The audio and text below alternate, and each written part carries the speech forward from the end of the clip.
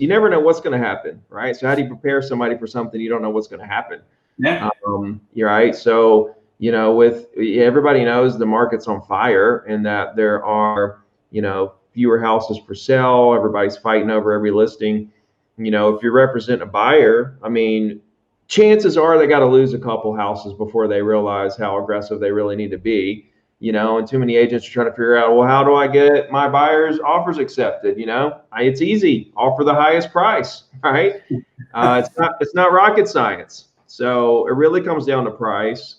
When you're representing the seller, again, it's going to come down to price. Sure, you want to look at certain terms. You want to make sure this and that. There's no red flags. And you don't want to be in the mindset of, oh, well, we can just take this. If it doesn't work out, we'll resell it. You don't know what's going to happen. I mean, the market could turn on a dime tomorrow. You never know.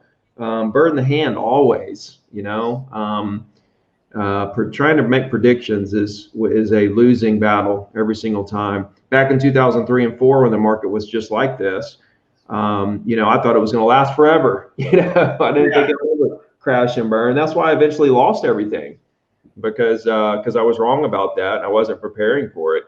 So that just goes to show you, you never know what's going to happen.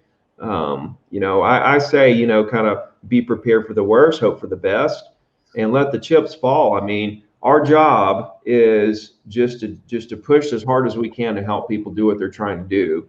And whatever comes out the other side is what happens. You can't really, to be honest with you, a lot of people think you can control situations. You have zero control over what that outcome is going to be. Okay. The only thing you have control over is, are you doing the best you can do to provide the best service to your client?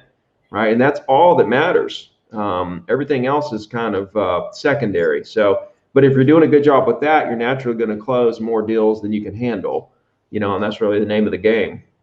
And for buyers, you made a good point. And we know what might probably get a deal done, but if this is their first offer, then, and especially in this market, maybe the first time home buyer, they don't really know what they don't know. And going through that experience of rejection, where they completely lose out in a deal, that's humbling. And then it starts to, kind of put in perspective what they might need to do for deal number 2. And probably through that process, they'll end up finding, a house that probably makes more sense for them, or even better than the first one.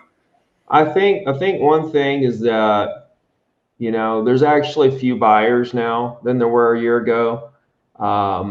People know that there's bidding wars, and most people that don't have to buy are literally just stepping back right now, giving it a moment, giving the market a second to breathe, letting this cycle of the market pass. That's one cool thing with the market right now. The buyers who are out there, super motivated buyers. You have to be, if you're even thinking about buying and you're serious enough to actually look at a house and write a contract right now, you are on top of the motivation scale. You're at the very top of that chart, which is great, right? So there's hardly any tire kickers right now. Okay, everybody's super motivated, buying and selling. You're super motivated because, let's face it, if you're a seller, there's nothing to buy on the back end. Now you're back in the same position you don't want to be in.